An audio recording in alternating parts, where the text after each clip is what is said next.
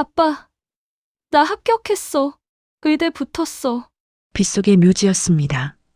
교복 입은 소녀가 묘비를 끌어안고 울부짖고 있었습니다. 그 모습을 지켜보는 남자가 있었습니다. 대기업 회장 한기석. 오늘은 그의 아들 10주기였습니다. 소녀는 인기척에 놀라 달아났고 흙탕물 위에 무언가를 떨어뜨렸습니다. 의대 합격 통지서와 낡은 지갑. 그 안에는 찢어진 흑백 사진이 있었습니다. 누군가 테이프로 정성스럽게 이어붙인 사진. 사진 뒷면에는 이렇게 적혀 있었습니다. 할아버지 얼굴이 궁금해요. 며칠 뒤 도착한 유전자 검사 결과 친자 일치 99.9%. 반지하에서 삼각김밥으로 버티며 의대에 붙은 이 소녀가 재벌 회장의 친손녀였습니다. 본격적인 이야기를 시작하기 전에 잠시 제 마음을 전하고 싶습니다. 구독과 좋아요는 제게 정말 큰 힘이 됩니다. 지금 어디서 시청하고 계신지 댓글로 남겨주시면 답글로 인사드리겠습니다. 그날은 아들 준호의 10주기였습니다. 72살의 한기석은 새벽같이 눈을 떴습니다. 대기업 한강그룹을 창립하고 수십 년간 정상의 자리를 지켜온 그였지만 이날만큼은 어떤 회의도 어떤 결제도 손에 잡히지 않았습니다. 그는 기사의 도움 없이 직접 차키를 집어들었고 아무에게도 행선지를 알리지 않은 채 남양주 가족공원 묘지를 향해 홀로 차를 몰았습니다. 하늘은 아침부터 먹구름이 낮게 깔려 있었습니다. 묘지에 도착할 무렵 빗방울이 한두 방울씩 떨어지기 시작하더니 이내 굵은 빗줄기로 바뀌었습니다. 기석은 우산도 없이 차에서 내려 언덕길을 올랐습니다. 양복 어깨가 금세 젖어들었지만 그는 개의치 않았습니다. 10년 전 이 길을 처음 걸었을 때도 비가 내렸었죠. 마치 하늘이 그날을 기억하고 있는 것 같았습니다. 준호의 묘는 언덕 중턱, 소나무 두 그루 사이에 자리 잡고 있었습니다. 기석은 묘비가 보이는 거리까지 다가가다가 문득 발걸음을 멈추었습니다. 누군가 먼저 와 있었기 때문입니다. 교복을 입은 여고생이었습니다. 소녀는 묘비를 두 팔로 끌어안고 울부짖고 있었습니다. 빗물에 젖은 머리카락이 얼굴에 달라붙어 있었고 교복 치마는 진흙투성이었습니다. 그 울음소리가 어찌나 처절했던지 기석은 숨을 쉴 수가 없었습니다. 소녀의 목소리가 빗소리 사이로 끊어져 들려왔습니다. 아빠, 나 합격했어. 의대 붙었어. 아빠가 그렇게 원했잖아. 기석의 심장이 덜컥 내려앉았습니다. 아빠라니. 이 아이가 왜 준호의 묘 앞에서 아빠를 부르는 것일까요? 그는 소나무 뒤에 몸을 숨긴 채 소녀를 지켜보았습니다. 소녀는 한참을 울다가 고개를 들었고 그 순간 기석과 눈이 마주칠 뻔했습니다. 소녀의 얼굴에 공포가 스쳤습니다. 이곳이 사유지라는 사실, 누군가에게 들켰다는 두려움이 한꺼번에 밀려든 모양이었습니다. 소녀는 허겁지겁 가방을 챙겨들고 산길을 내려가기 시작했습니다. 빗길에 미끄러지면서도 뒤도 돌아보지 않고 달렸습니다. 기석은 소녀를 쫓아가려다 멈추었습니다. 그의 시선이 묘비 앞 흙탕물 위에 떨어진 무언가에 고정되었기 때문입니다.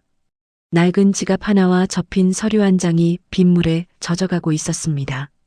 그는 무릎이 지늘게 닿는 것도 모른 채 허리를 숙여 그것들을 주워들었습니다. 지갑은 오래되어 가죽이 갈라져 있었고 안에는 1,000원짜리 지폐 몇 장과 학생증이 들어 있었습니다.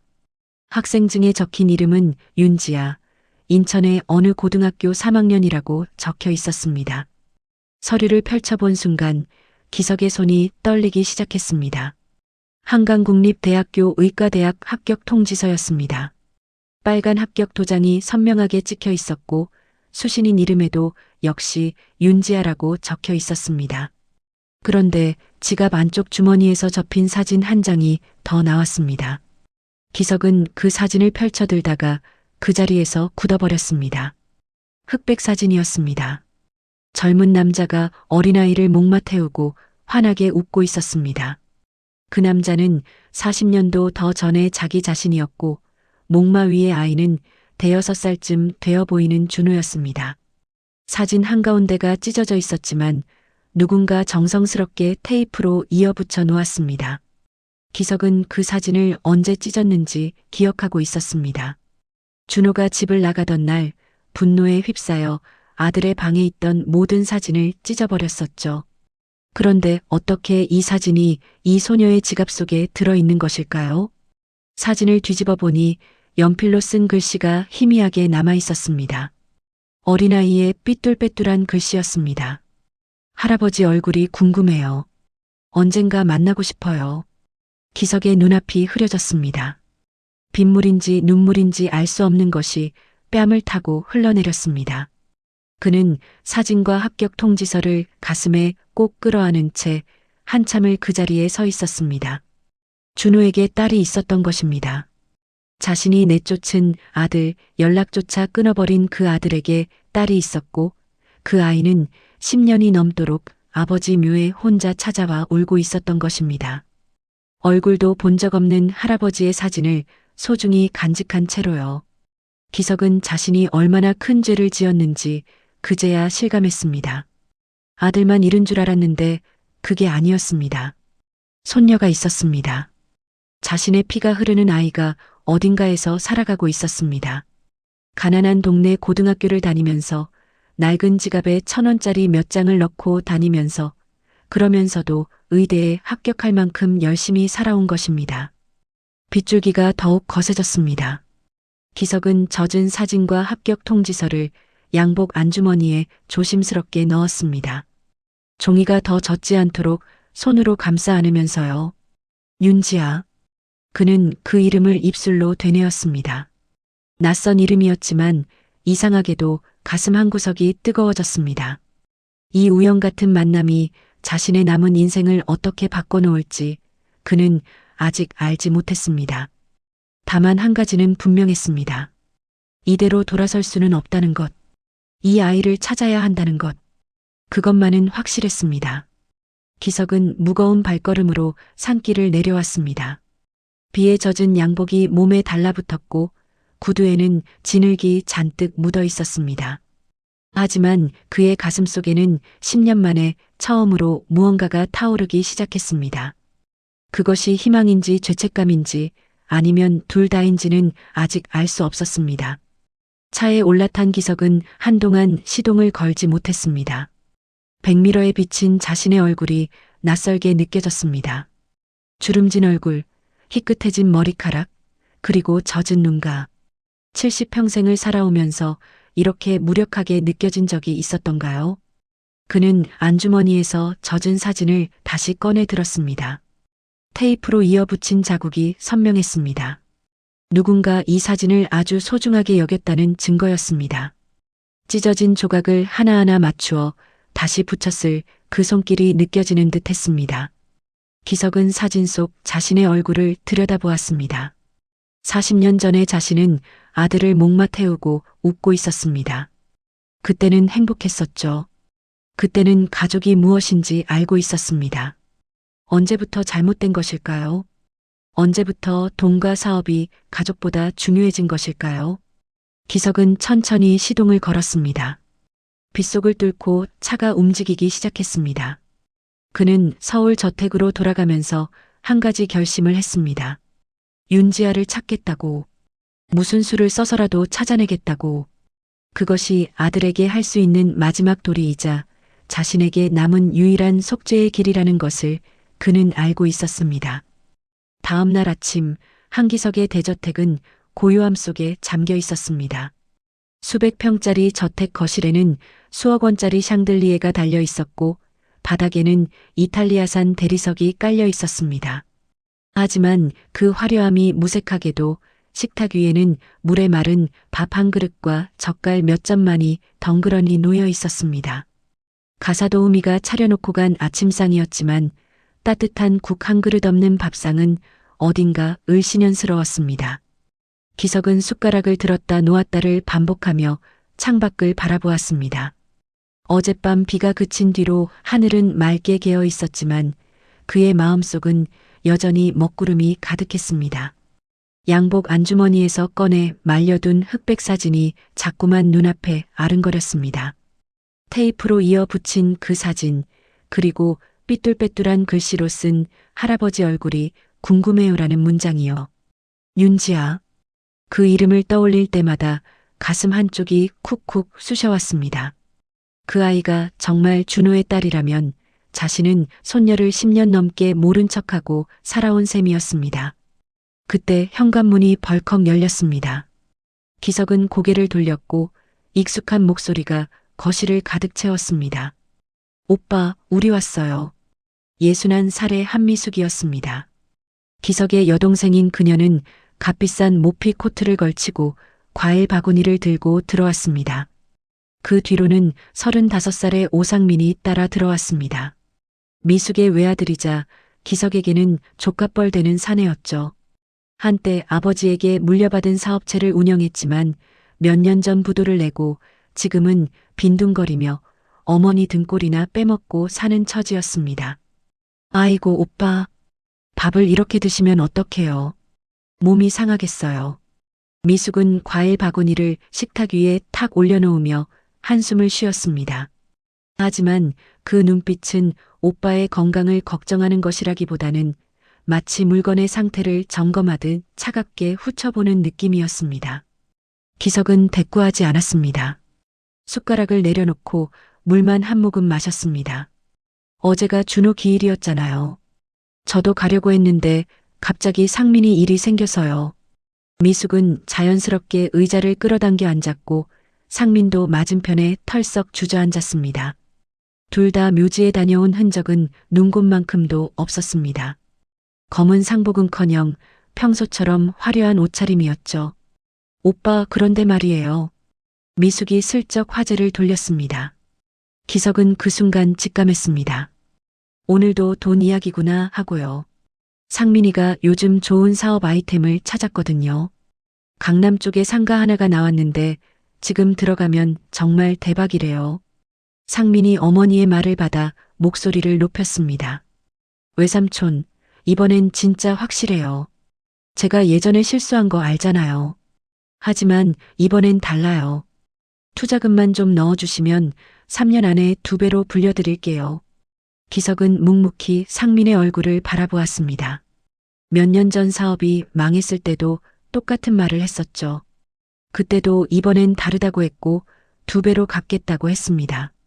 결과는 5억 원이 허공으로 사라진 것이었죠. 외삼촌, 저 효도할게요. 진짜로요. 외삼촌 노후는 제가 책임진다니까요. 상민은 능청스럽게 웃으며 기석의 손등을 톡톡 두드렸습니다. 그 손길이 닿는 순간 기석의 눈빛이 싸늘하게 변했습니다. 미숙이 다시 끼어들었습니다.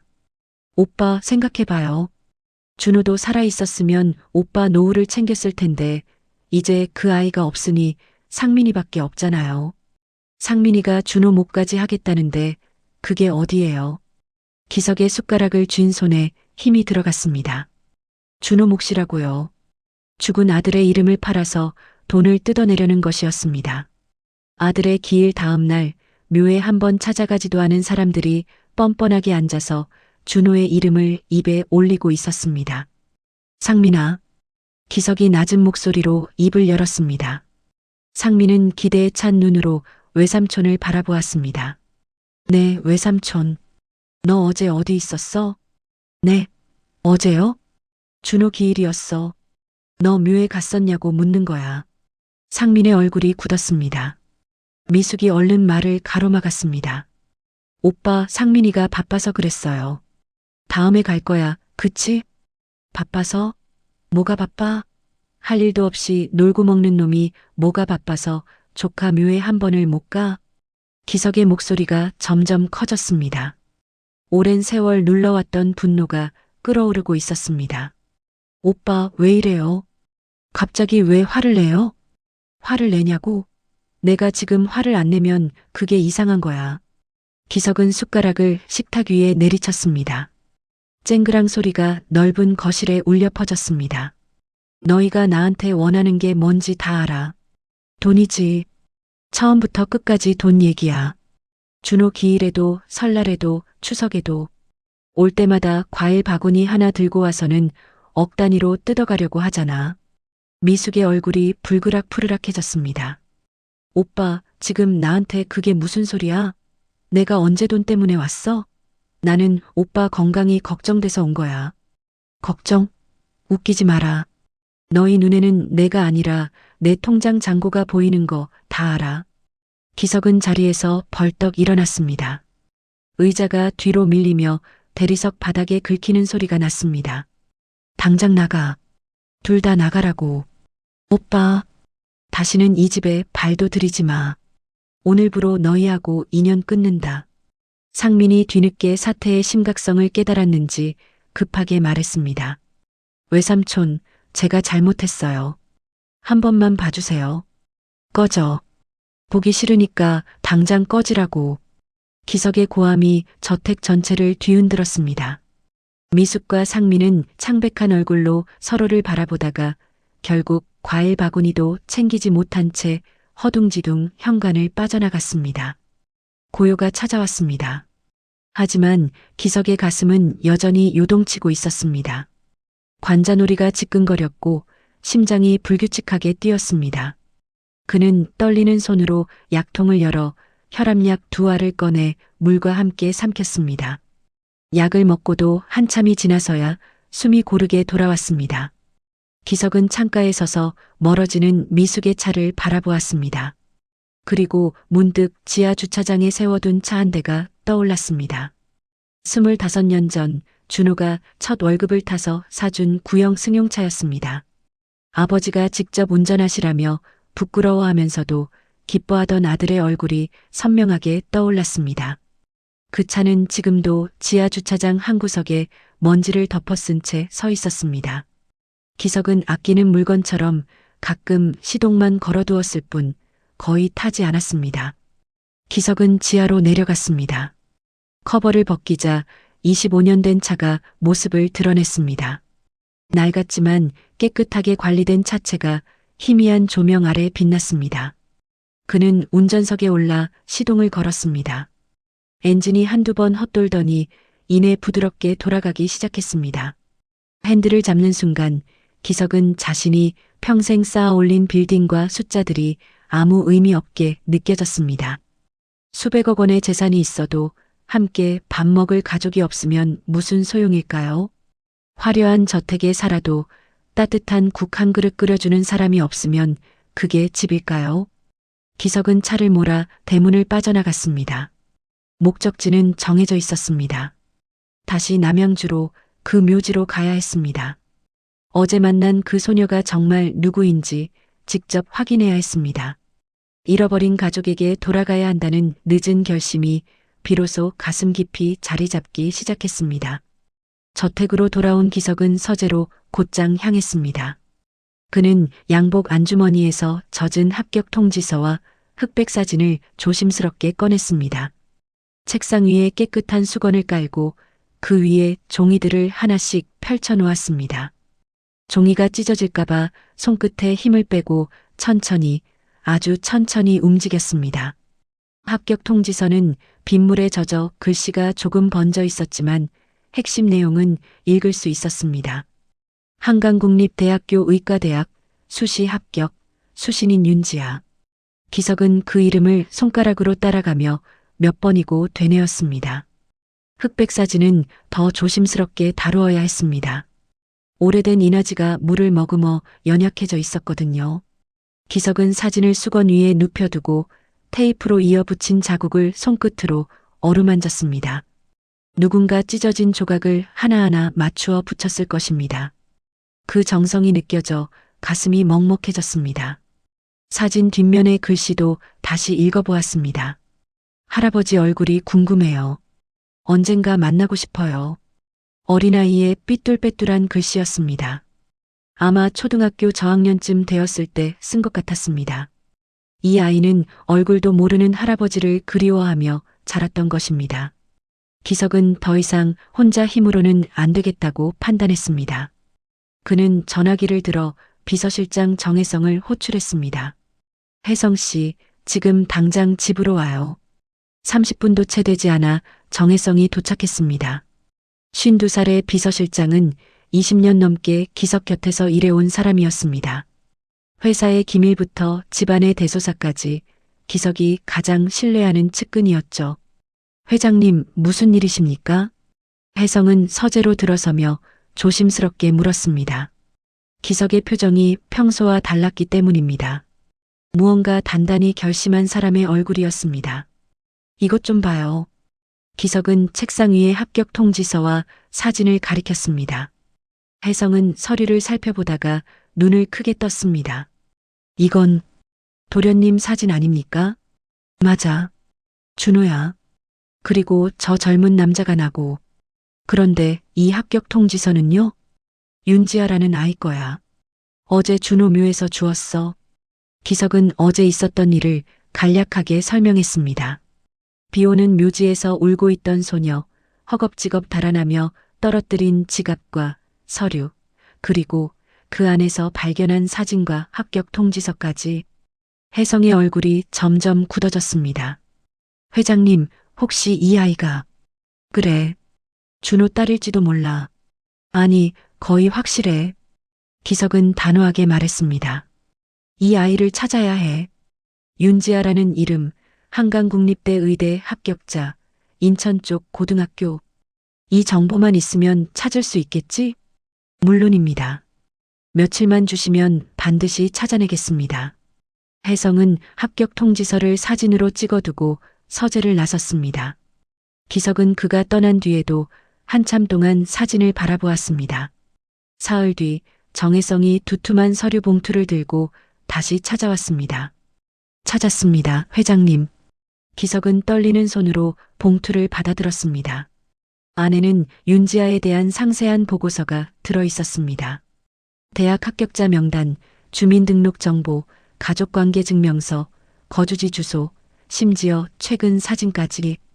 기석은 서류를 한 장 한 장 넘겨보기 시작했습니다. 윤지아, 만 18살. 인천 소재 고등학교 졸업 예정. 한강국립대학교 의과대학 수시 합격. 거주지는 인천 동구의 재개발 예정 지역이었습니다. 보고서에는 반지하 주택이라고 적혀 있었고 첨부된 사진에는 허름한 판잣집이 찍혀 있었습니다. 철거 예고 스프레이가 담벼락에 뿌려져 있었고 창문은 반쯤 땅속에 묻혀 있었습니다. 기석의 손이 멈추었습니다.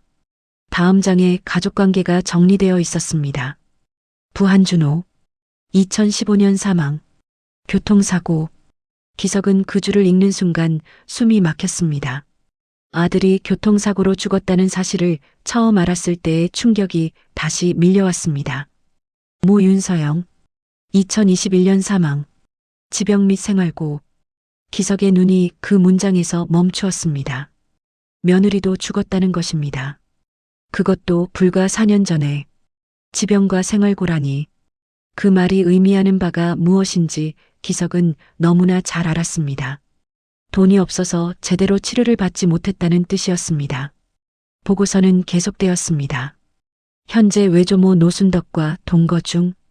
노순덕은 73세로 재래시장에서 콩나물 장사를 하며 생계를 유지하고 있음. 윤지아는 고등학교 재학 중에도 편의점 아르바이트를 병행하며 학비와 생활비를 스스로 충당해 왔음. 기석은 종이를 쥔 손에 힘이 들어갔습니다. 종이가 구겨질 정도로 떨림이 일었습니다. 소녀가장이었습니다. 18살짜리 아이가 아픈 외할머니를 모시고 아르바이트를 하면서 그러면서도 의대에 합격한 것입니다. 어떻게 그게 가능했을까요? 얼마나 힘들었을까요? 기석은 첨부된 사진을 꺼내 들었습니다.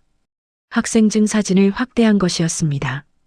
단정하게 묶은 머리카락, 교복깃, 그리고 굳게 담은 입술. 그 눈빛이 어딘가 익숙했습니다. 준호의 눈빛과 닮아 있었습니다. 세상에 주눅 들지 않고 똑바로 바라보는 그 고집스러운 눈빛이요. 기석은 사진을 내려놓고 창밖을 바라보았습니다. 저 멀리 서울 시내가 내려다 보였습니다. 이 호화로운 저택에서 그는 매일 최고급 음식을 먹고 최고급 침대에서 잠을 잤습니다. 하지만 그 시간 동안 손녀는 반지하 판잣집에서 콩나물을 팔아 연명하는 외할머니와 함께 살고 있었습니다. 아들이 사랑했던 여자는 가난과 병으로 쓰러졌고 그 딸은 18살의 가장이 되어야 했습니다. 그 모든 일이 벌어지는 동안 기석은 아무것도 몰랐습니다. 아니, 알려고 하지 않았습니다. 아들을 내쫓은 뒤로 그 가족이 어떻게 되었는지 단 한 번도 궁금해하지 않았습니다. 회장님, 혜성이 조심스럽게 불렀습니다. 기석은 대답하지 않았습니다. 그의 눈가가 촉촉이 젖어 있었기 때문입니다. 나가 있어요. 혼자 있고 싶으니까. 혜성은 고개를 숙이고 서재를 나섰습니다. 문이 닫히자 기석은 책상 위에 고개를 묻었습니다. 어깨가 가늘게 떨렸습니다. 그는 아들만 잃었다고 생각해왔습니다. 하지만 실제로는 며느리까지 잃었고 손녀를 10년 넘게 외면해왔던 것입니다. 사돈되는 노인까지. 그 모든 사람들이 고통받는 동안 자신은 이 넓은 집에서 혼자 밥을 먹고 있었습니다. 이게 천벌이 아니면 뭐겠습니까? 그날 밤 기석은 잠을 이루지 못했습니다. 서재 책상 위에는 흑백 사진과 합격 통지서, 그리고 윤지아의 보고서가 나란히 놓여 있었습니다. 기석은 스탠드 불빛 아래에서 그것들을 번갈아 바라보며 밤을 지새웠습니다. 새벽 3시, 4시, 5시. 시간이 흘러도 잠은 오지 않았습니다. 눈을 감으면 빗속에서 묘비를 끌어안고 울던 소녀의 모습이 떠올랐고, 눈을 뜨면 아빠 나 합격했어라고 외치던 그 목소리가 귓가에 맴돌았습니다. 창밖이 희뿌옇게 밝아오기 시작했습니다. 기석은 의자에서 일어나 커튼을 젖혔습니다. 동쪽 하늘에서 해가 떠오르고 있었습니다. 붉은 아침 햇살이 서재 안으로 스며들었습니다. 기석은 책상 위의 사진을 다시 집어들었습니다. 어린 준호를 목마태운 젊은 자신의 모습. 그때는 행복했습니다. 그때는 무엇이 중요한지 알고 있었습니다. 언제부터 길을 잃은 것일까요? 언제부터 돈이 가족보다 중요해진 것일까요? 기석은 사진을 가슴에 품었습니다. 그리고 다짐했습니다. 이제라도 찾아가야 한다고. 손녀를 직접 만나야 한다고. 그것이 아들에게, 며느리에게, 그리고 자기 자신에게 할 수 있는 최소한의 도리라고. 아침 해가 서재를 환하게 비추었습니다. 잠 못 이룬 밤이었지만 기석의 눈빛은 그 어느 때보다 또렷했습니다. 며칠 뒤 기석은 수행원 한 명만 데리고 인천으로 향했습니다. 운전은 직접 했습니다. 준호가 첫 월급으로 사준 그 낡은 승용차를 몰고 고속도로를 달렸습니다. 조수석에는 정혜성 비서실장이 앉아 있었고 무릎 위에는 윤지아의 거주지 주소가 적힌 종이가 놓여 있었습니다. 인천 동구에 들어서자 풍경이 달라지기 시작했습니다. 번듯한 아파트 단지가 사라지고 낡은 주택가가 나타났습니다. 좁은 골목, 허름한 슈퍼, 빨래가 널린 옥상들. 기석이 평소에는 절대 오지 않았을 동네였습니다. 내비게이션이 목적지 부근이라고 안내했지만 정확한 길을 찾지 못했습니다. 기석은 언덕길 입구에 차를 세우고 내렸습니다. 여기서부터는 걸어가야 했습니다. 회장님, 제가 모시겠습니다. 혜성이 부축하려 했지만 기석은 손을 저었습니다. 괜찮아. 혼자 갈 테니까 여기서 기다려. 기석은 지팡이의 의지에 좁은 골목을 올라가기 시작했습니다. 시멘트 계단이 가파르고 울퉁불퉁했습니다. 70평생 이런 길을 걸어본 적이 없었습니다. 숨이 차올랐지만 그는 멈추지 않았습니다. 골목 양쪽으로 낡은 집들이 다닥다닥 붙어 있었습니다. 담벼락에는 빨간 스프레이로 철거 예정이라는 글씨가 뿌려져 있었고 빈집도 여럿 보였습니다. 재개발을 앞두고 주민들이 하나둘 떠나고 있는 모양이었습니다. 기석은 보고서에 적힌 주소를 확인하며 걸음을 옮겼습니다. 그리고 마침내 한 집 앞에서 멈추었습니다. 반지하였습니다. 창문이 반쯤 땅속에 묻혀 있었고 녹슨 철창 사이로 희미한 불빛이 새어나오고 있었습니다. 기석은 창문 가까이 다가가 안을 들여다보았습니다. 작은 방 안에서 노인 한 명이 굽은 허리로 앉아 콩나물을 다듬고 있었습니다. 70대 초반으로 보이는 여자였습니다. 하얗게 센 머리카락을 뒤로 묶고 낡은 앞치마를 두르고 쉴 새 없이 손을 움직이고 있었습니다. 콩나물 뿌리를 하나하나 따는 그 손놀림이 너무나 익숙해 보였습니다. 평생을 그렇게 살아온 사람의 손이었습니다. 노순덕이었습니다. 윤지아의 외할머니. 기석은 가슴이 먹먹해졌습니다. 저 노인이 손녀를 키우기 위해 얼마나 고생했을까요? 재래시장에서 콩나물을 팔아 아이 학비를 대고 반지하 단칸방에서 함께 살면서 하루하루를 버텨왔을 것입니다. 기석은 문을 두드리고 싶었습니다. 당장 안으로 들어가 모든 것을 해결해주고 싶었습니다. 하지만 그럴 수 없었습니다. 아직은 때가 아니었습니다. 자신이 누구인지도 밝히지 못한 채 불쑥 찾아가면 그들은 당황하고 경계할 것이 분명했습니다. 기석은 골목 건너편 전봇대 그늘에 몸을 숨기고 기다렸습니다. 해가 서쪽으로 기울기 시작했고 골목의 그림자가 길어졌습니다. 이른 저녁 무렵 언덕 아래에서 발자국 소리가 들려왔습니다. 기석은 고개를 돌렸습니다.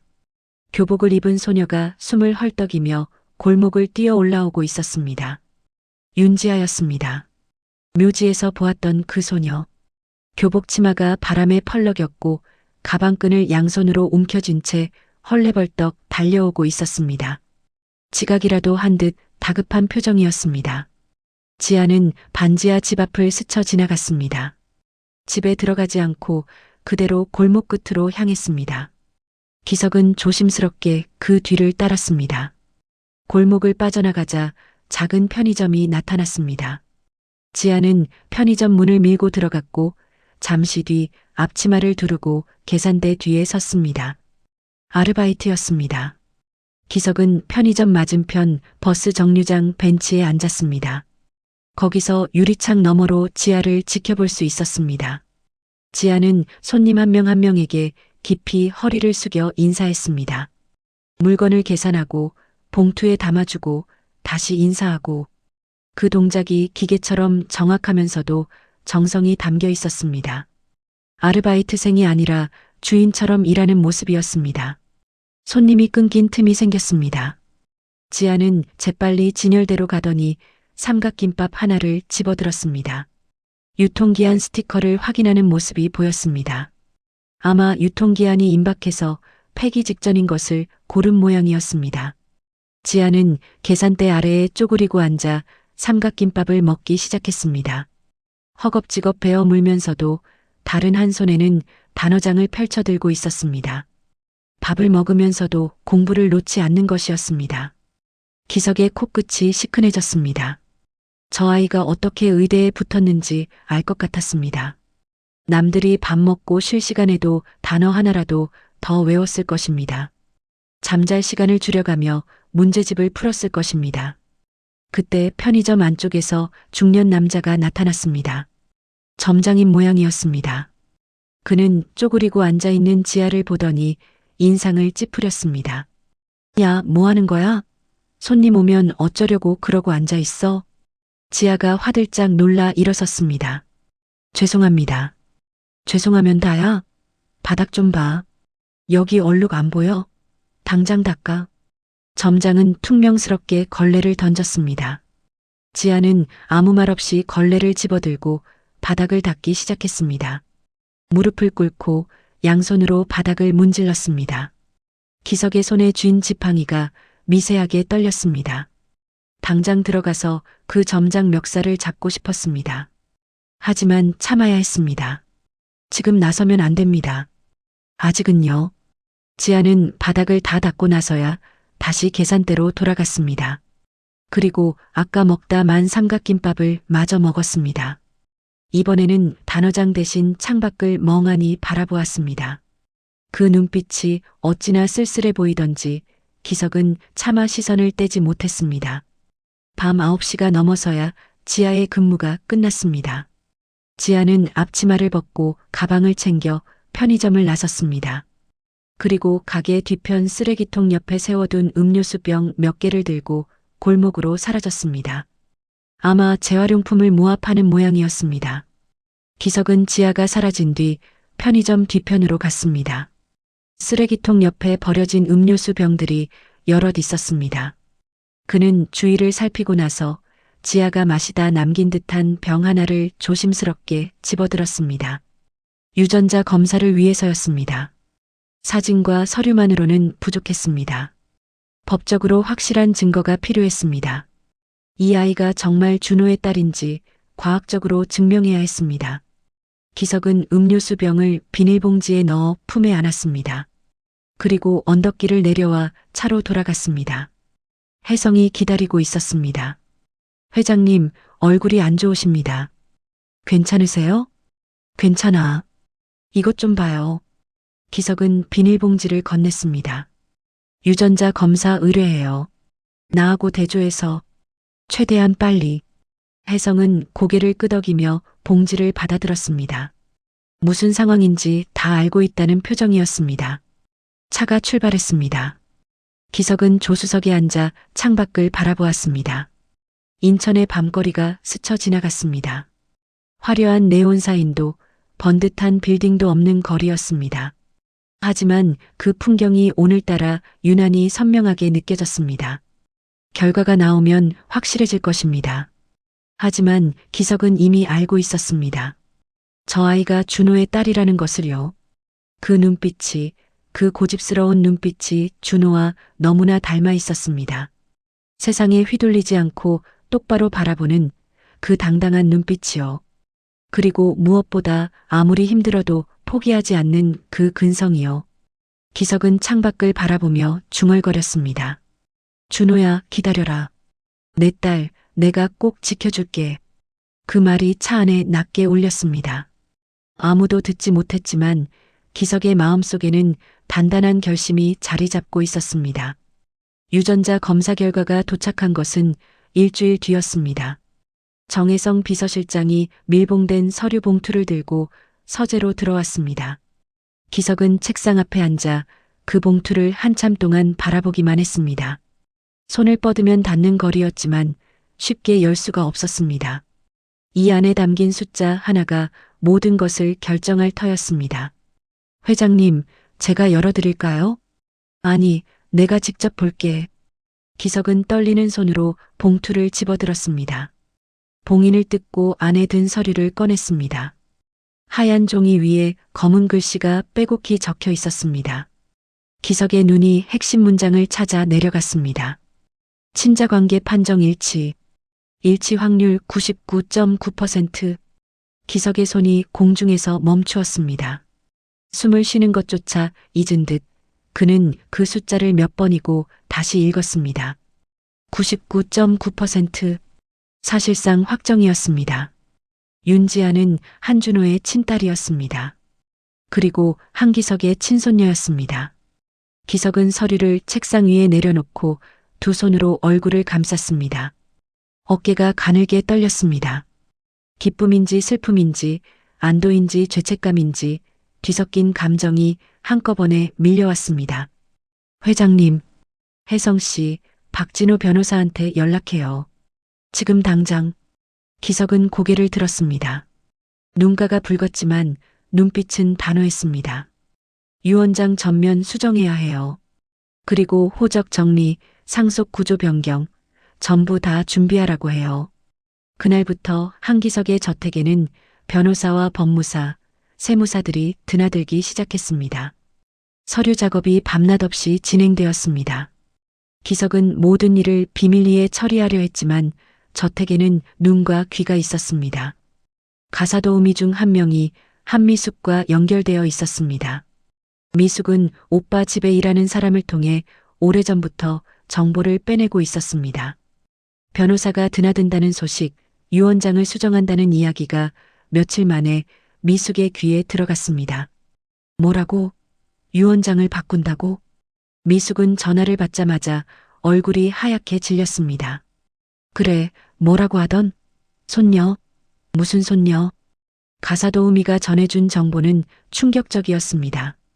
한기석이 갑자기 나타난 손녀에게 재산을 물려주려 한다는 것, 윤지아라는 18살짜리 소녀가 한준호의 딸이라는 것, 유전자 검사까지 마쳤다는 것. 미숙은 전화를 끊고 거실을 서성였습니다. 손가락이 부들부들 떨렸습니다. 오빠의 재산이 자기 손에 들어올 거라고 확신했는데 갑자기 손녀가 나타나다니요. 그것도 죽은 조카의 딸이라니요. 상민아. 미숙은 아들을 불렀습니다. 오상민이 거실로 내려왔습니다. 왜 엄마? 큰일 났어. 외삼촌이 유언장을 바꾼대. 손녀한테 전부 물려주려고. 손녀? 무슨 손녀? 미숙은 아들에게 상황을 설명했습니다. 상민의 얼굴도 점점 굳어졌습니다. 그 여자애가 진짜 준호 형 딸이래? 유전자 검사까지 했다잖아. 진짜인가 봐. 미쳤네. 어디서 갑자기 튀어나온 거야? 모자는 며칠 밤낮으로 머리를 맞대고 대책을 논의했습니다. 법적으로 막을 방법은 없었습니다. 유전자 검사까지 마친 친손녀를 상대로 유산 다툼을 하기는 어려웠습니다. 그렇다면 방법은 하나뿐이었습니다. 윤지아를 직접 찾아가 겁을 주는 것.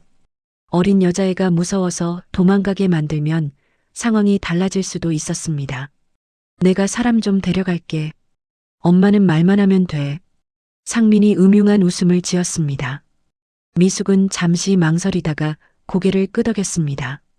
비가 내리는 저녁이었습니다. 윤지아는 여느 때처럼 편의점에서 일하고 있었습니다. 손님이 뜸한 시간이라 진열대 정리를 하고 있었죠. 창밖으로 빗줄기가 점점 굵어지는 게 보였습니다. 그때 편의점 문이 벌컥 열렸습니다.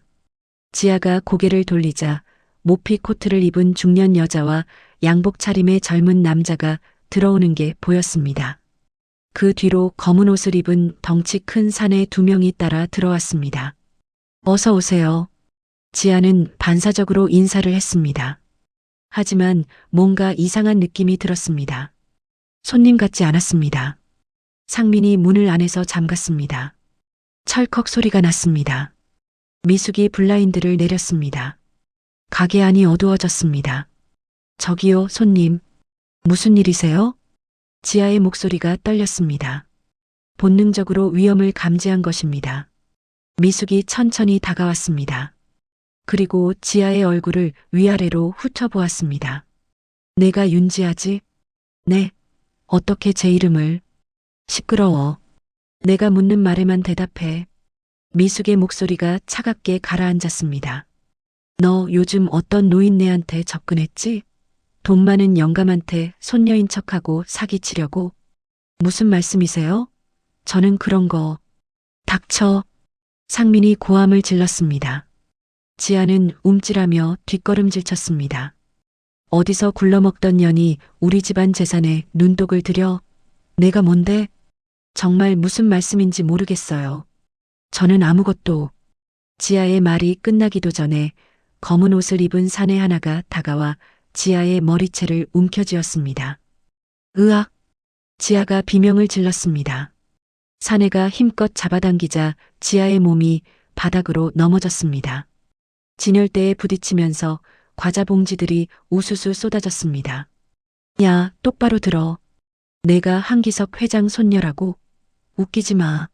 증거가 있어? 미숙이 바닥에 쓰러진 지아를 내려다보며 말했습니다. 저는 정말 몰라요. 한기석이 누군지도 몰라요. 거짓말 마. 내가 돈 냄새 맡고 접근한 거잖아.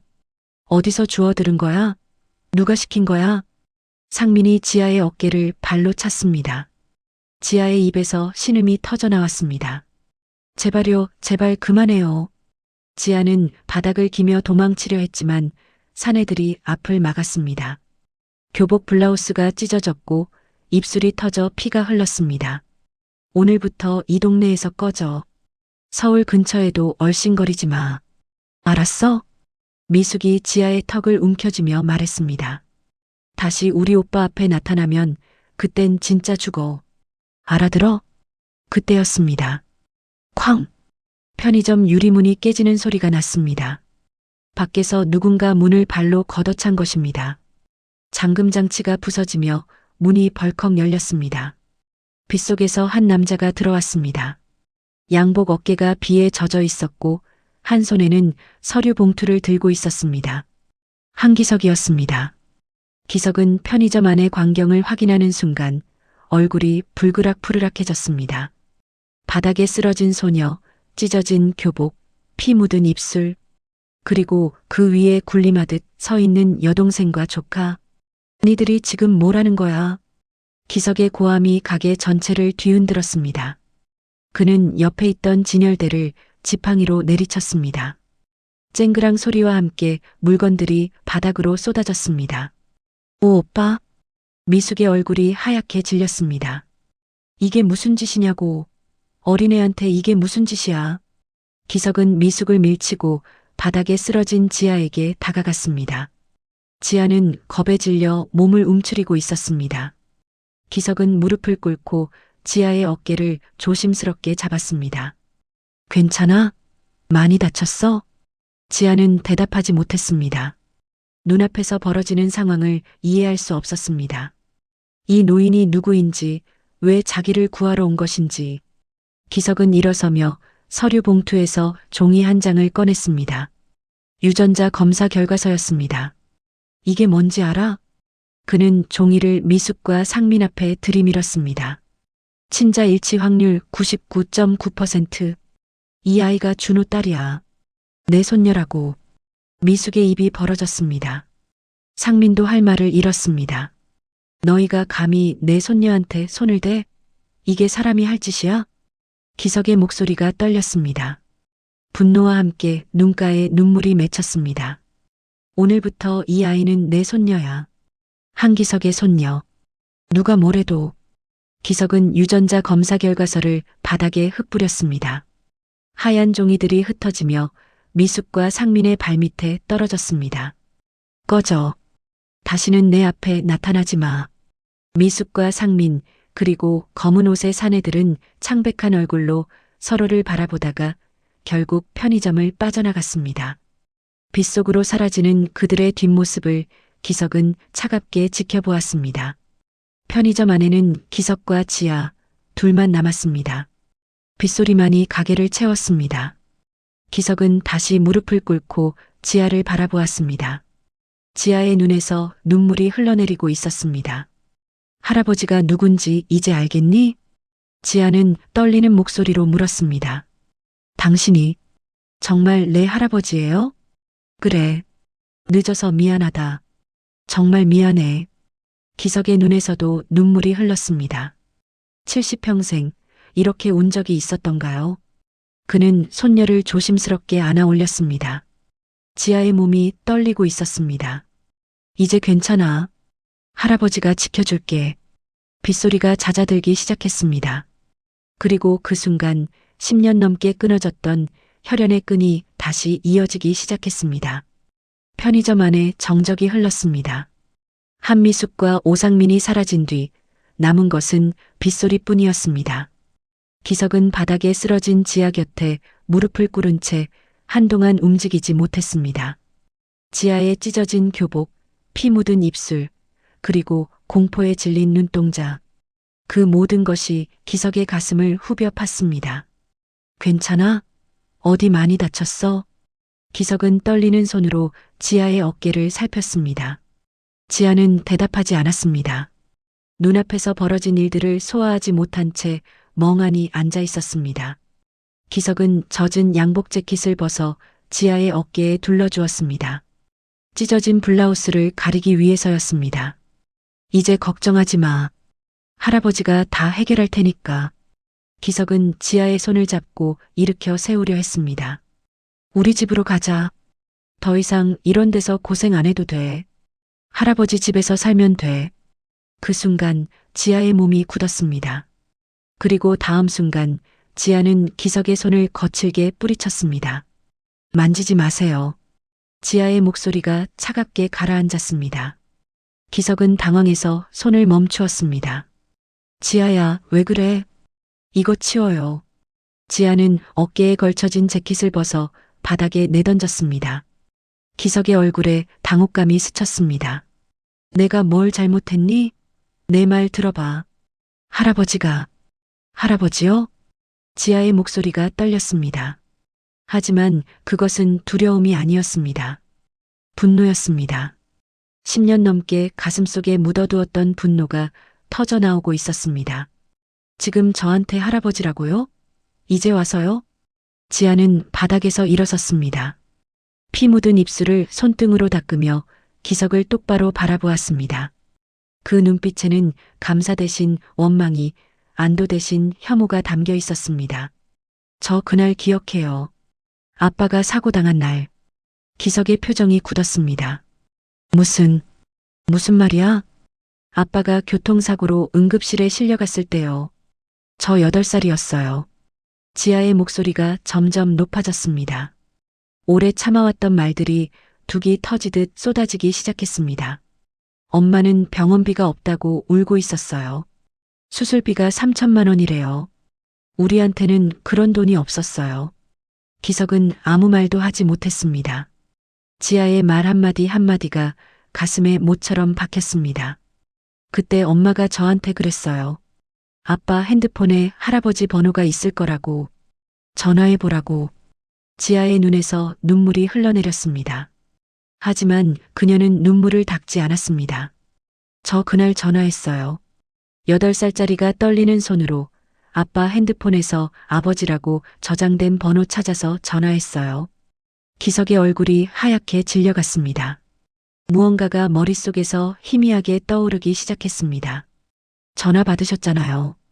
제가 울면서 말했어요. 아빠가 사고 났다고, 수술비가 필요하다고, 제발 도와달라고.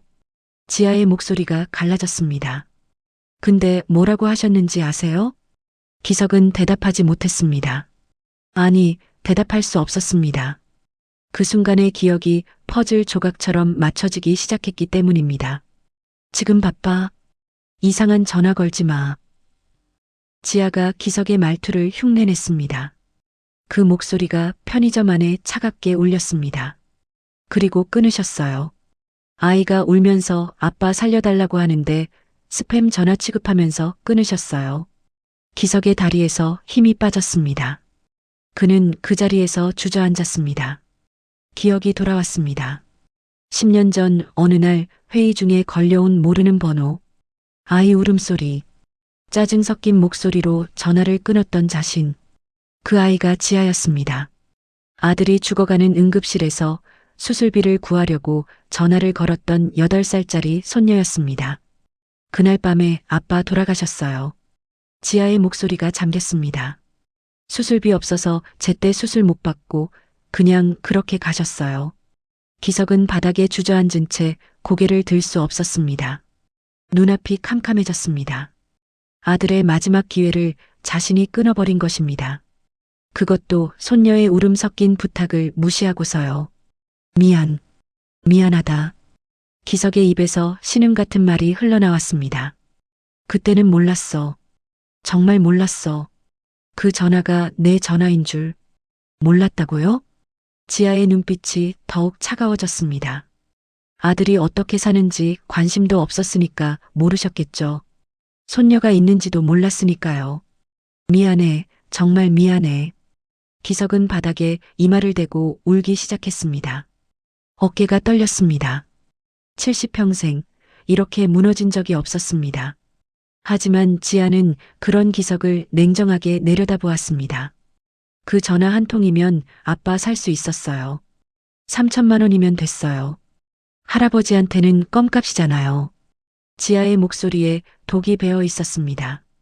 근데 그 껌값 아까워서, 귀찮아서 전화 끊으셨잖아요. 그게 할아버지예요. 기석은 고개를 들어 지아를 바라보았습니다. 눈물로 범벅이 된 얼굴이었습니다. 제발 한 번만 기회를.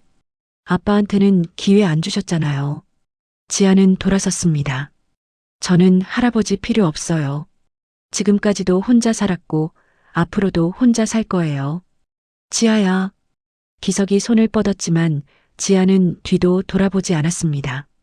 아버지를 죽음으로 몰아넣은 사람이랑은 가족이 될 수 없어요. 그 말을 남기고 지아는 편의점 문을 밀고 나갔습니다. 빗속으로 사라지는 지아의 뒷모습을 기석은 바닥에 주저앉은 채 바라볼 수밖에 없었습니다. 문이 닫혔습니다. 편의점 안에는 기석 혼자 남았습니다. 흩어진 서류들, 쓰러진 진열대, 그리고 바닥에 던져진 재킷. 그 모든 것 위로 형광등 불빛이 쓸쓸하게 내리쬐었습니다. 기석은 한참 동안 일어나지 못했습니다. 숨을 쉬는 것조차 버거웠습니다. 아들의 죽음이 자기 탓이라는 사실, 손녀의 삶을 망친 것이 자기라는 사실, 그 무게가 온몸을 짓눌렀습니다. 밖에서는 비가 계속 내리고 있었습니다. 지아가 사라진 방향으로 차갑고 매정하게 쏟아지고 있었습니다. 기석은 바닥에 떨어진 재킷을 주워들었습니다. 지아의 온기가 아직 희미하게 남아 있었습니다. 준호야, 미안하다. 그의 목소리가 텅 빈 가게 안에서 공허하게 울렸습니다. 내 딸한테 아빠가 정말 미안하다. 빗소리만이 대답처럼 계속되었습니다. 편의점에서 돌아온 뒤 한기석은 침실에 틀어박혔습니다. 커튼을 치고 불을 끄고 침대 위에 누워 천장만 바라보았습니다. 가사도우미가 문 앞에 밥상을 가져다 놓아도 손대지 않았습니다. 물 한 모금 마시지 않았습니다. 먹을 자격이 없다고 생각했습니다. 밤이 되면 악몽을 꾸었습니다. 전화벨이 울렸습니다. 아이의 울음소리가 들렸습니다. 아빠가 사고 났어요. 제발 도와주세요. 그 목소리가 귓가에 맴돌다가 기석은 식은땀에 젖어 깨어났습니다. 베개는 눈물로 축축했습니다. 침대 옆 탁자에는 아들의 사진과 지아의 합격 통지서가 놓여 있었습니다. 기석은 그것들을 번갈아 바라보며 밤을 지새웠습니다. 준호의 얼굴, 지아의 이름, 그 사이에 자신이 저지른 일이 선명하게 떠올랐습니다. 며칠이 지났습니다. 기석의 몸은 점점 쇠약해져 갔습니다. 수염이 덥수룩하게 자랐고 볼은 푹 꺼졌습니다. 70평생 이렇게 무너진 적이 없었습니다. 그러던 어느 날 오후 기석은 문득 눈을 떴습니다. 창문 틈으로 햇빛이 한 줄기 들어오고 있었습니다. 그 빛을 바라보며 기석은 생각했습니다. 이대로 죽으면 안 된다. 아무것도 하지 않고 죽으면 준호에게도 지아에게도 아무런 속죄가 되지 않는다. 용서받지 못하더라도 시도는 해야 한다. 그것이 남은 삶의 의미라면. 기석은 무거운 몸을 일으켰습니다. 욕실로 가서 세수를 하고 거울을 바라보았습니다. 초췌한 얼굴이 비쳤습니다. 푹 꺼진 눈, 거칠게 자란 수염, 핏기 없는 입술. 며칠 만에 10년은 늙어 보였습니다. 죄인이구나. 기석은 거울 속 자신에게 중얼거렸습니다. 한기석, 너는 죄인이야. 그는 옷장을 열었습니다. 맞춤 양복들, 실크 셔츠들, 이탈리아제 구두들 모두 밀어냈습니다. 그리고 구석에 처박혀 있던 낡은 점퍼와 헐렁한 바지를 꺼냈습니다. 언제 산 것인지도 기억나지 않는 허름한 옷이었습니다. 그 옷을 입고 기석은 저택을 나섰습니다. 수행원도 기사도 없이 혼자서요. 재래시장에 도착한 것은 오후 3시쯤이었습니다. 기석은 시장 입구에서 잠시 멈추었습니다. 평생 이런 곳에 와본 적이 없었습니다. 고급 백화점 식품관이나 수입 식재료 전문점만 이용해 왔으니까요. 좁은 통로, 천막 지붕, 소리 높여 호객하는 상인들. 모든 것이 낯설었습니다. 하지만 기석은 발걸음을 떼었습니다. 채소 가게 앞에서 시금치를 고르고 두부 가게에서 순두부를 샀습니다. 과일 가게에서는 사과와 배를 골랐습니다. 손녀에게 해줄 음식을 떠올리며 하나하나 집어들었습니다. 정육점 앞에서 기석은 한참 서성였습니다. 어떤 고기가 좋은지, 어떻게 골라야 하는지 몰랐습니다. 뭐 찾으세요? 정육점 옆에서 목소리가 들렸습니다. 67살쯤 되어 보이는 여자였습니다. 장호복이라는 이름표가 달린 앞치마를 두르고 손에는 비닐장갑을 끼고 있었습니다. 족발과 순대를 파는 가게 주인인 모양이었습니다. 고기를 사려고요. 기석이 어색하게 대답했습니다. 장호복은 기석의 차림새를 위아래로 훑어보았습니다. 허름한 점퍼, 구겨진 바지. 하지만 손목에 찬 시계가 범상치 않았습니다. 어르신, 혼자 오셨어요? 시장은 처음이신가 봐요. 네, 처음이에요. 누구 해줄 거예요? 기석은 잠시 망설이다가 대답했습니다. 손녀요. 손녀한테 밥 해주려고요. 장호복의 눈이 부드러워졌습니다. 손녀한테요? 아이고, 그럼 좋은 거 골라드릴게요. 우리 정육점 사장님, 고기 잘 골라요. 오복은 기석을 정육점 앞으로 데려갔습니다. 그리고 정육점 사장에게 말했습니다. 사장님, 여기 어르신 손녀한테 고기 해주신대요. 제일 부드러운 거 좀 골라줘요. 정육점 사장은 처음에 기석의 허름한 차림을 흘겨보았습니다. 하지만 오복의 부탁에 결국 좋은 부위를 골라주었습니다. 이 등심이 제일 부드러워요. 아이가 먹기 좋을 거예요. 기석은 고기를 받아들며 고개를 숙였습니다. 감사합니다. 장오복은 기석이 장바구니를 들고 가는 모습을 지켜보았습니다. 어딘가 사연이 있어 보이는 노인이었습니다. 처음 시장에 와서 손녀밥 해주려고 고기를 사는 모습이 왠지 안쓰럽기도 했습니다. 어르신, 김치찌개 끓일 줄 아세요? 오복이 뒤에서 불렀습니다. 기석이 돌아보았습니다. 아니요, 잘 모릅니다. 그럼 알려드릴까요? 어렵지 않아요. 오복은 종이에 간단한 레시피를 적어주었습니다. 기석은 그 종이를 소중하게 접어 주머니에 넣었습니다. 정말 감사합니다. 손녀분이 좋아할 거예요. 할아버지가 직접 해주면 맛이 달라요. 장을 본 뒤 기석은 버스를 탔습니다. 택시를 타면 편했지만 일부러 버스를 골랐습니다. 죄인에게는 편한 길이 어울리지 않는다고 생각했습니다. 2번 갈아타고 1시간 넘게 걸려 인천 달동네에 도착했습니다. 언덕길을 오르는 동안 기석의 다리가 후들거렸습니다. 며칠간 굶은 몸에 무거운 장바구니는 버거웠습니다. 하지만 쉬지 않았습니다. 쉴 자격이 없었습니다. 윤지아의 집 앞에 도착했을 때 해가 서쪽으로 기울고 있었습니다. 반지하 창문에서 희미한 불빛이 새어나왔습니다. 안에 사람이 있다는 뜻이었습니다. 기석은 장바구니를 내려놓았습니다. 그리고 문 앞 시멘트 바닥에 무릎을 꿇었습니다. 아이고, 저 양반 뭐야? 골목을 지나던 사람들이 수군거렸습니다. 허름한 차림의 노인이 반지하 집 앞에 무릎 꿇고 앉아 있으니 이상하게 보일 만도 했습니다. 하지만 기석은 일어나지 않았습니다. 머리를 깊이 숙이고 입술을 달싹거렸습니다. 미안합니다. 정말 미안합니다. 그 목소리가 작게 흘러나왔습니다. 아무도 듣지 못할 만큼 작은 목소리였습니다. 얼마나 지났을까요? 반지하 문이 삐걱 열렸습니다. 노순덕이 고개를 내밀었습니다. 니시오? 노순덕은 문 앞에 무릎 꿇고 앉은 노인을 보고 당황했습니다. 처음 보는 얼굴이었습니다.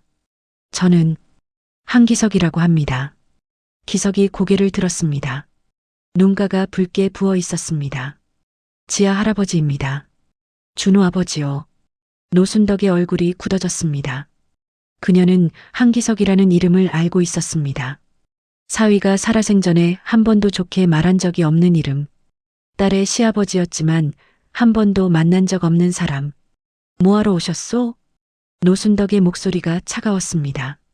밥 한 끼만 해먹게 해주십시오. 기석이 다시 머리를 숙였습니다. 지아한테 밥 한 끼 해주고 싶습니다.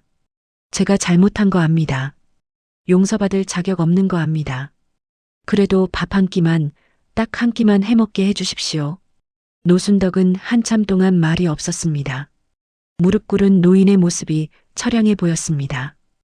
허름한 옷차림, 푹 꺼진 볼, 떨리는 어깨, 며칠간 제대로 먹지도 자지도 못한 티가 역력했습니다. 일어나시오. 노순덕이 한숨을 쉬며 말했습니다.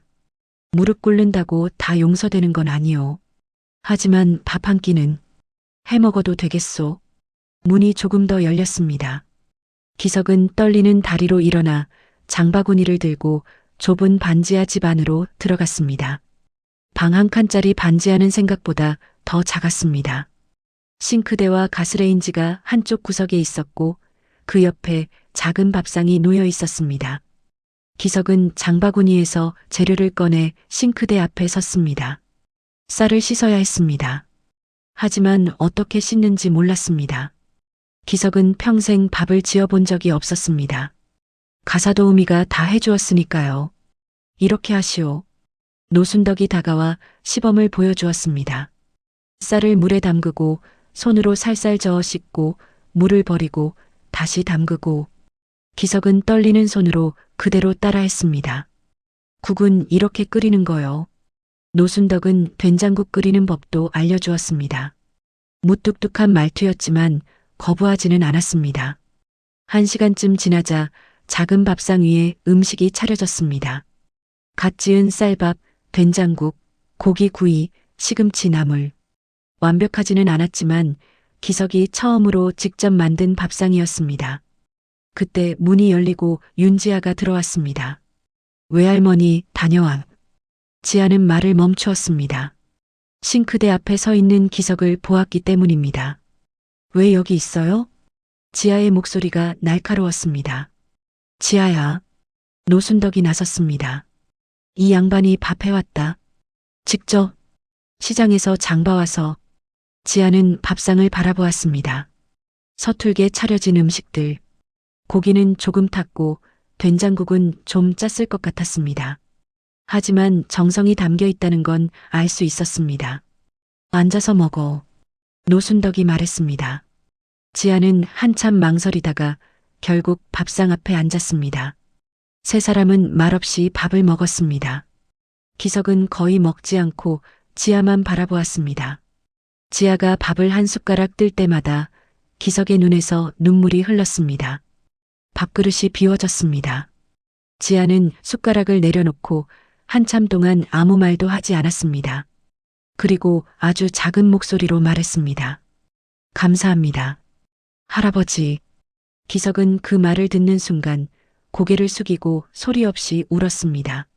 할아버지. 그 한마디가 세상 어떤 말보다 무겁게 그리고 따뜻하게 가슴에 스며들었습니다. 한기석이 손녀와 화해의 첫걸음을 뗀 그 시각, 바깥 세상에서는 또 다른 전쟁이 준비되고 있었습니다. 한미숙은 편의점에서 쫓겨난 뒤로 분노에 휩싸여 있었습니다. 오빠한테 그렇게 망신을 당하다니, 조카딸이라는 년한테 재산을 빼앗기다니, 도저히 참을 수가 없었습니다. 엄마 어떡해? 외삼촌이 진짜로 유언장 바꾸면 우린 끝이야. 오상민이 초조하게 거실을 서성였습니다. 닥쳐. 생각 좀 하게. 미숙은 소파에 앉아 이마를 짚었습니다. 머릿속이 복잡하게 돌아갔습니다. 법적으로 막을 방법이 없다면 다른 방법을 찾아야 했습니다. 그 윤지아라는 년이 진짜 준호의 딸이라는 게 문제였습니다. 유전자 검사까지 마쳤으니까요. 그런데 유전자 검사라는 게 뭡니까? 종이 한 장 아닙니까? 종이는 만들 수 있는 거 아닙니까? 미숙의 눈이 번뜩였습니다. 상민아, 너 아는 사람 중에 그런데 연줄 있는 사람 없어? 그런데라니? 검사기관 말이야. 유전자 검사 결과 같은 거 조작할 수 있는데. 상민의 얼굴이 굳었습니다. 하지만 이내 고개를 끄덕였습니다. 찾아볼게. 돈이 좀 들겠지만 돈은 내가 댈 테니까 빨리 알아봐. 며칠 뒤 미숙은 비밀리에 움직이기 시작했습니다. 먼저 다른 유전자 검사 기관을 찾아가 조작된 결과서를 만들었습니다. 윤지아가 한준호의 친딸이 아니라는 가짜 서류였습니다. 돈을 듬뿍 건네자 기관 직원은 눈 하나 깜짝하지 않고 서류를 만들어 주었습니다. 다음으로 미숙은 한강그룹 임원들을 만나기 시작했습니다. 그녀는 회장의 여동생이라는 지위를 이용해 임원 몇 명과 접촉했습니다. 오빠가 요즘 정신이 이상해졌어요. 어디서 굴러온 년한테 속아서 재산을 다 물려주려고 해요. 정말입니까? 그 여자애가 준호 딸이라는 증거가 없어요. 사기꾼이에요. 주주총회에서 문제 삼아야 해요. 일부 임원들은 미숙의 말에 귀가 솔깃했습니다. 한기석 회장이 경영권을 내려놓으면 회사 상황이 어떻게 될지 불안했거든요. 게다가 갑자기 나타난 손녀라는 존재도 석연치 않았습니다. 미숙은 주주총회 날짜를 확인했습니다. 일주일 뒤, 그날 모든 것을 뒤집을 계획이었습니다. 주주총회 날이 밝았습니다. 한강그룹 본사 대회의실에는 주주들과 임원들이 모여 있었습니다. 기석은 양복을 말끔하게 차려입고 회의장에 들어섰습니다. 며칠 전과는 다른 모습이었습니다. 눈빛에 힘이 돌아와 있었고 걸음걸이도 단단해져 있었습니다. 회의가 시작되었습니다. 기석은 자리에서 일어나 마이크를 잡았습니다. 오늘 중요한 발표가 있습니다. 회의장이 조용해졌습니다. 저는 이번 총회를 마지막으로 회장직에서 물러나겠습니다. 웅성거리는 소리가 퍼졌습니다. 예상했던 사람도 있었지만 직접 들으니 충격적이었습니다. 앞으로 한강그룹은 전문 경영인 체제로 전환될 것입니다. 제 지분 상당 부분은 공익재단과 장학사업에 기부하고 일부는 제 손녀에게 상속할 계획입니다. 손녀요? 누군가 물었습니다. 네. 제 아들 한준호의 딸 윤지아입니다. 유전자 검사를 통해 친손녀임이 확인되었습니다. 그때였습니다. 잠깐만요. 날카로운 목소리가 회의장을 가로질렀습니다. 한미숙이 자리에서 벌떡 일어났습니다. 오빠, 아니 회장님. 그 여자애가 정말 준호의 딸이라는 증거가 있습니까? 회의장의 시선이 미숙에게 쏠렸습니다. 미숙 씨, 지금 무슨 소리를 하는 겁니까? 제가 따로 조사를 해봤습니다. 미숙은 품에서 서류 봉투를 꺼내 들었습니다. 여기 다른 기관에서 받은 유전자 검사 결과가 있습니다. 이 결과에 따르면 윤지아는 한준호의 친딸이 아닙니다. 회의장이 술렁였습니다. 기석의 얼굴이 굳어졌습니다. 그게 무슨 소리야? 오빠는 속은 거예요. 어디서 굴러온 사기꾼한테 속아서 재산을 넘겨주려고 하고 있는 거라고요. 미숙은 서류를 회의 테이블 위에 펼쳐 놓았습니다. 일부 주주들이 서류를 살펴보기 시작했습니다. 이게 사실이라면 문제가 심각한데요. 회장님이 판단력이 흐려지신 거 아닙니까? 동요하는 목소리들이 터져 나왔습니다. 미숙의 입꼬리가 살짝 올라갔습니다. 계획대로였습니다. 기석은 이를 악물었습니다. 미숙이 이렇게 나올 줄은 예상했지만 막상 당하니 분노가 치밀었습니다. 그건 조작된 서류야. 내가 직접 의뢰한 검사 결과가 진짜야. 오빠야말로 속은 거라니까요. 그 여자애가 오빠한테 접근해서 꼬드긴 거예요. 미숙과 기석의 시선이 허공에서 부딪혔습니다. 팽팽한 긴장감이 회의장을 감쌌습니다. 그때 회의장 문이 열렸습니다. 실례합니다. 40대 후반의 남자가 서류 가방을 들고 들어왔습니다. 박진호 변호사였습니다. 기석의 개인 고문 변호사이자 한가문의 법률 문제를 20년 넘게 담당해 온 사람이었습니다. 박 변호사, 왜 여기에? 미숙의 얼굴에 당혹감이 스쳤습니다. 박진호는 천천히 회의 테이블 앞으로 걸어왔습니다. 그리고 서류 가방에서 두툼한 파일을 꺼내 테이블 위에 올려놓았습니다. 방금 한미숙 씨가 제출한 서류는 조작된 것입니다. 제가 그 증거를 가지고 왔습니다. 회의장이 다시 술렁였습니다. 먼저 이것을 보십시오. 박진호는 첫 번째 서류를 펼쳤습니다. 이것은 고 한준호 씨가 생전에 작성한 유언장입니다. 공증까지 마친 정식 문서입니다. 서류에는 한준호의 서명과 함께 딸 윤지아에게 최소한의 상속이 보장되어야 한다는 내용이 명시되어 있었습니다. 한준호 씨는 생전에 딸의 존재를 법적으로 남겨두셨습니다. 혹시 모를 상황에 대비해서요. 박진호는 두 번째 서류를 꺼냈습니다. 이것은 윤지아 양의 출생증명서와 병원 기록입니다. 한준호 씨와 윤서영 씨의 혼인신고서, 그리고 가족관계 증명서도 있습니다. 서류들이 테이블 위에 펼쳐졌습니다. 주주들이 고개를 숙여 살펴보았습니다. 모든 서류가 법적으로 완벽했습니다. 그리고 마지막으로 박진호의 목소리가 낮아졌습니다. 한미숙 씨가 제출한 유전자 검사 결과서의 출처를 추적했습니다. 미숙의 얼굴이 하얗게 질렸습니다.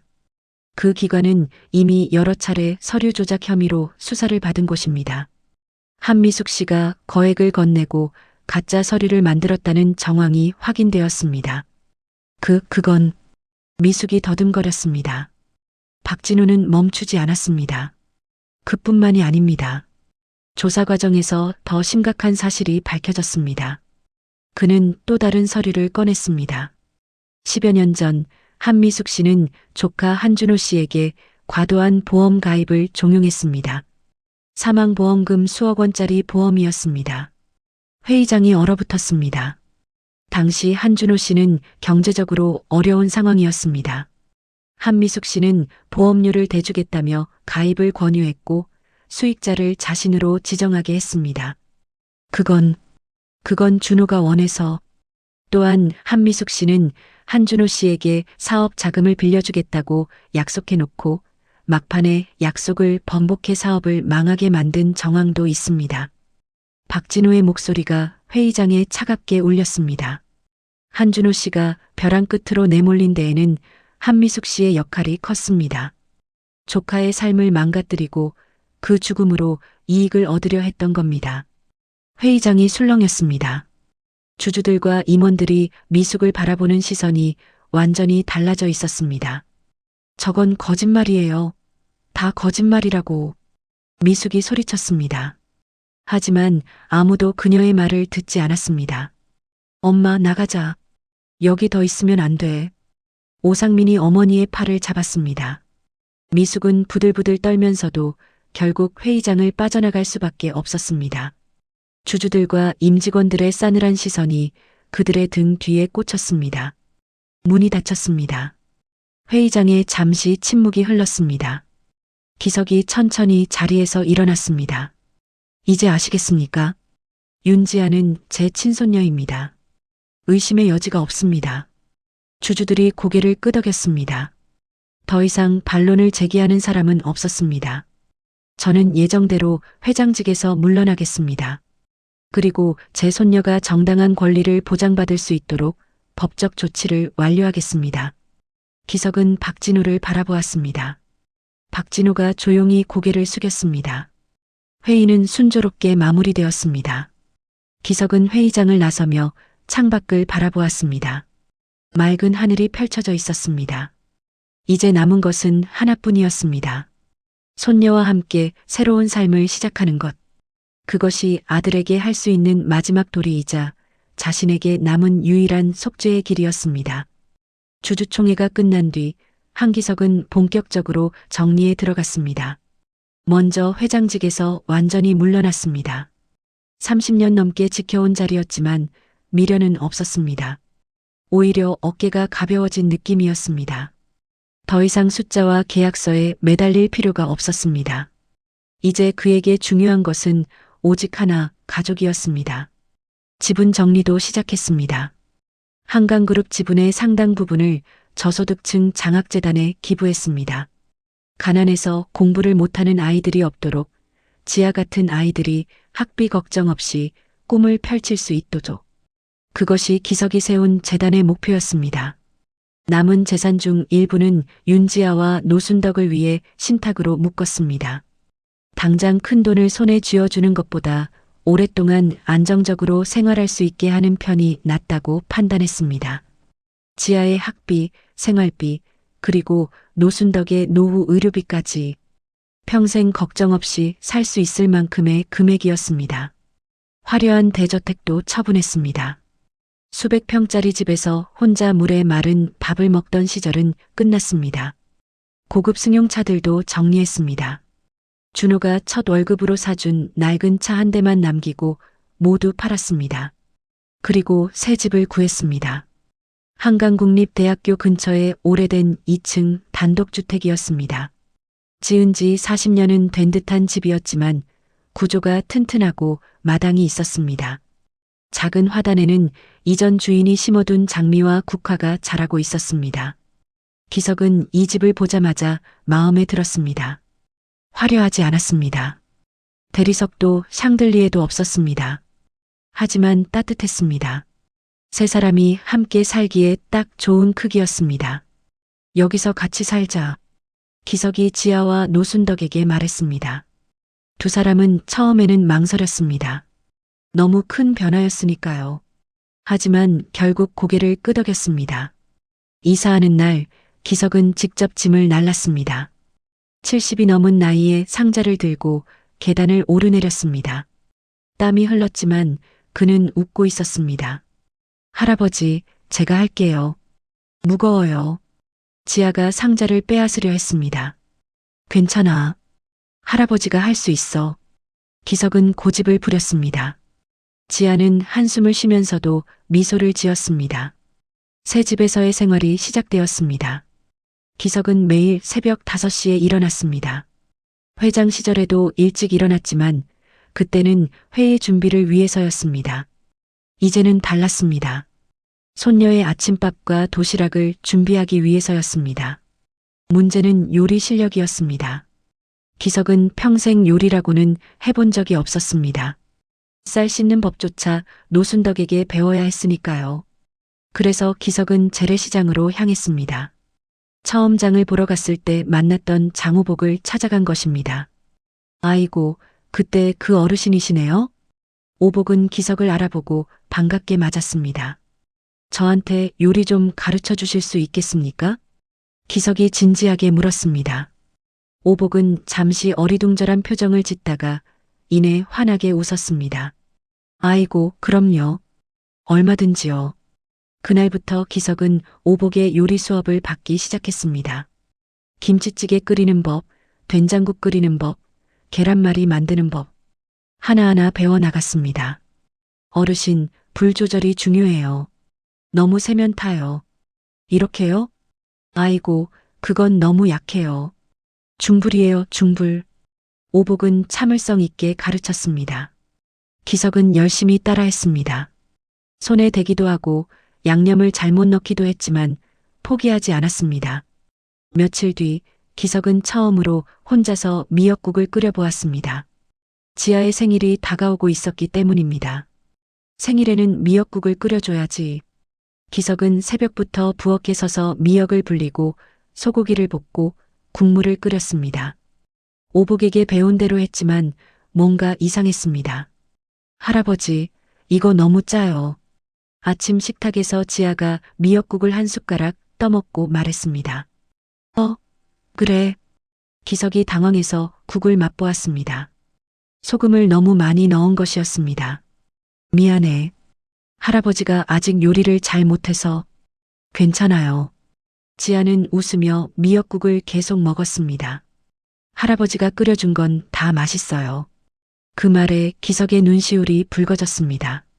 그 이야기는 금세 동네에 퍼졌습니다. 장호복이 시장과 경로당을 오가며 이야기를 퍼뜨렸기 때문입니다.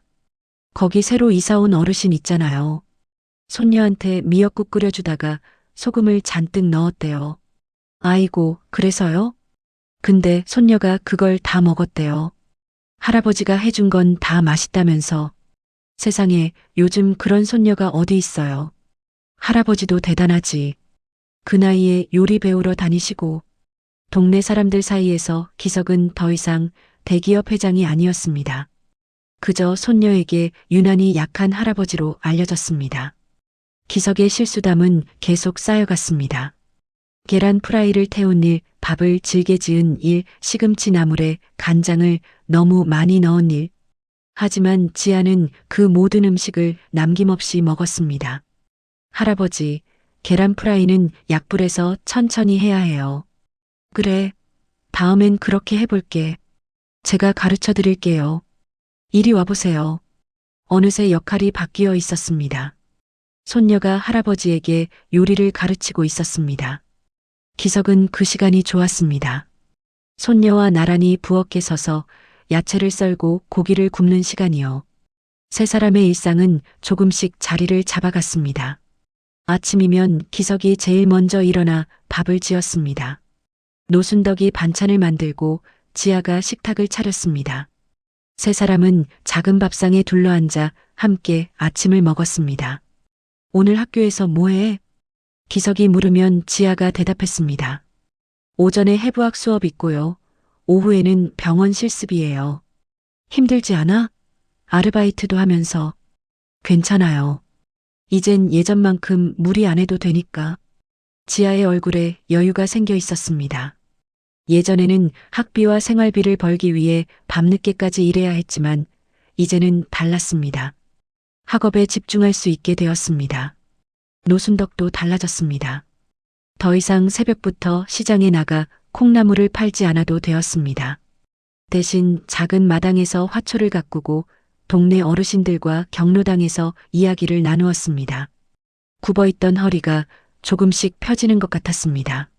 저녁이면 세 사람은 다시 밥상에 둘러앉았습니다. 하루 동안 있었던 일을 나누었습니다. 오늘 해부학 시험 봤는데요. 잘 본 것 같아요. 우리 지아 대단하네. 역시 똑똑해.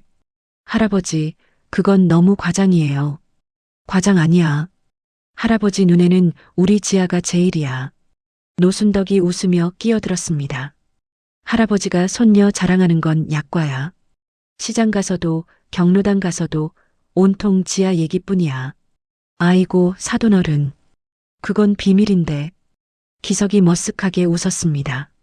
지아도 따라 웃었습니다. 작은 거실에 웃음소리가 퍼졌습니다. 어느 날 저녁 지아가 작은 상자 하나를 내밀었습니다. 할아버지, 이거요. 뭐야 이게? 기석이 상자를 열어보았습니다. 안에는 털장갑 한 켤레가 들어있었습니다. 빨간색 털장갑이었습니다. 비싼 것은 아니었습니다. 시장에서 파는 평범한 장갑이었습니다. 제가 첫 아르바이트 월급으로 산 거예요. 할아버지 손이 항상 차가우시길래 기석은 장갑을 들어 한참 바라보았습니다. 눈가가 뜨거워졌습니다. 고마워. 정말 고마워. 그는 손목에 차고 있던 시계를 풀었습니다. 수천만 원짜리 명품 시계였습니다. 그것을 서랍 속에 넣고 대신 털장갑을 소중하게 품에 안았습니다. 이게 더 좋아. 이게 훨씬 더 좋아. 지아가 환하게 웃었습니다. 노순덕도 눈시울을 붉히며 웃었습니다. 기석은 그 순간 이전과는 전혀 다른 종류의 만족을 느꼈습니다. 수백억 원의 재산도 주지 못했던 행복이었습니다. 화려한 저택도 채워주지 못했던 따뜻함이었습니다. 이것이 가족이구나. 기석은 마음속으로 중얼거렸습니다. 이것이 내가 평생 놓쳤던 것이구나. 창밖으로 저녁 노을이 지고 있었습니다. 작은 집, 소박한 밥상, 그리고 함께하는 세 사람. 그것이 기석에게는 세상 무엇과도 바꿀 수 없는 보물이었습니다. 어느 봄날이었습니다. 벚꽃이 흐드러지게 핀 4월의 어느 주말, 세 사람은 도시락 바구니를 들고 집을 나섰습니다. 목적지는 남양주 가족공원묘지. 한준호의 묘가 있는 곳이었습니다. 이번에는 예전과 달랐습니다. 기석이 혼자 무거운 발걸음으로 찾아가던 그때와는 완전히 달랐습니다. 지금은 손녀와 사돈어른이 함께였습니다. 슬픔이 아니라 보고를 위해 떠나는 길이었습니다. 기석이 직접 운전대를 잡았습니다. 준호가 첫 월급으로 사준 그 낡은 차였습니다. 조수석에는 노순덕이, 뒷좌석에는 지아가 앉았습니다. 도시락 바구니는 지아의 무릎 위에 올려져 있었습니다. 할아버지, 오늘 날씨 진짜 좋아요. 지아가 창밖을 바라보며 말했습니다. 하늘은 구름 한 점 없이 맑았고 도로변 벚나무에서는 분홍빛 꽃잎이 바람에 흩날리고 있었습니다. 그러게, 준호가 좋아하겠다. 기석이 백미러로 지아를 바라보며 말했습니다. 예전 같았으면 아들 이름을 입에 올리는 것조차 힘들었을 것입니다. 하지만 지금은 달랐습니다. 아픔이 사라진 것은 아니었지만 그 아픔을 함께 나눌 사람이 생겼습니다. 묘지에 도착했을 때 벚꽃잎이 산 전체를 뒤덮고 있었습니다. 바람이 불 때마다 분홍빛 눈이 내리는 것 같았습니다. 세 사람은 천천히 언덕길을 올랐습니다. 기석은 지팡이 대신 손녀의 팔을 잡았습니다. 노순덕은 반대쪽에서 도시락 바구니를 들고 걸었습니다. 세 사람의 발걸음이 나란히 움직였습니다. 준호의 묘는 소나무 두 그루 사이에 그대로 있었습니다. 묘비에는 벚꽃잎이 몇 장 떨어져 있었습니다. 기석은 손수건을 꺼내 묘비를 조심스럽게 닦았습니다. 준호야, 아버지 왔다. 기석의 목소리가 잠겼습니다. 오늘은 혼자 온 게 아니야. 내 딸이랑 장모님이랑 같이 왔어. 지아가 묘비 앞에 무릎을 꿇었습니다. 손을 모아 잠시 기도를 올렸습니다. 그리고 나지막이 말했습니다. 아빠, 지아야. 잘 지내고 있어.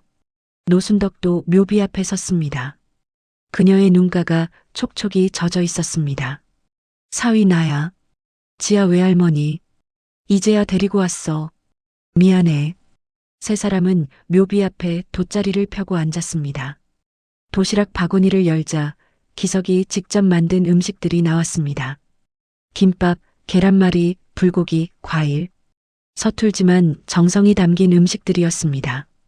준호야, 아버지가 요즘 요리를 배웠어. 기석이 김밥을 묘비 앞에 놓으며 말했습니다. 장호복 씨라고 시장에서 만난 분한테 배웠어. 아직 많이 서툴러. 소금도 잘못 넣고 태우기도 하고. 그래도 지아가 다 맛있다고 먹어줘. 지아가 웃으며 끼어들었습니다. 아빠, 할아버지 김치찌개는 진짜 맛있어. 처음엔 좀 짰는데 이젠 딱 좋아. 그리고 이제 할아버지가 매일 아침 도시락 싸줘. 학교 친구들이 부러워해. 기석의 눈가가 붉어졌습니다. 하지만 울지 않으려고 애썼습니다. 오늘은 슬픈 날이 아니니까요. 준호야, 아버지가 많이 변했어. 기석은 묘비를 바라보며 담담하게 말했습니다. 회사에서 물러났어. 재산도 많이 정리했고, 이제 큰 집에서 안 살아. 대학교 근처에 작은 집 구해서 지아랑 장모님이랑 셋이 살아. 바람이 불어 벚꽃잎이 흩어졌습니다. 분홍빛 꽃잎 몇 장이 기석의 어깨 위에 내려앉았습니다. 예전에는 몰랐어. 돈이 전부인 줄 알았어. 사업이 중요한 줄 알았어. 그래서 너를 내쫓았고 내 가족을 외면했어. 기석의 목소리가 떨렸습니다. 늦었지만 이제 알았어. 피보다 진한 게 뭔지, 돈보다 소중한 게 뭔지. 지아가 할아버지의 손을 잡았습니다. 노순덕도 반대쪽 손을 잡았습니다. 세 사람의 손이 하나로 이어졌습니다. 함께 밥을 먹는 거야. 매일 같은 밥상에 앉아서 하루 동안 있었던 일을 나누는 거야. 그게 가족이더라. 기석은 눈물을 닦으며 말을 이었습니다. 그리고 늦게라도 용서를 구하고 받아들이는 용기. 그게 피보다 진한 거더라. 지아가 할아버지를 바라보았습니다. 그녀의 눈에도 눈물이 맺혀 있었습니다. 아빠, 걱정하지 마. 나 잘 지내고 있어. 지아는 묘비를 향해 말했습니다. 의대 공부 열심히 하고 있어. 나중에 아빠처럼 좋은 의사 될 거야. 사람들 아픈 거 고쳐주는 의사. 그리고 할아버지가 매일 밥 해줘. 처음엔 좀 이상했는데 이젠 할아버지 밥이 제일 맛있어. 지아는 웃으며 덧붙였습니다. 아빠, 할아버지 많이 변했어. 예전에 아빠가 미워했던 그 할아버지 아니야. 지금 할아버지는 진짜 좋은 할아버지야.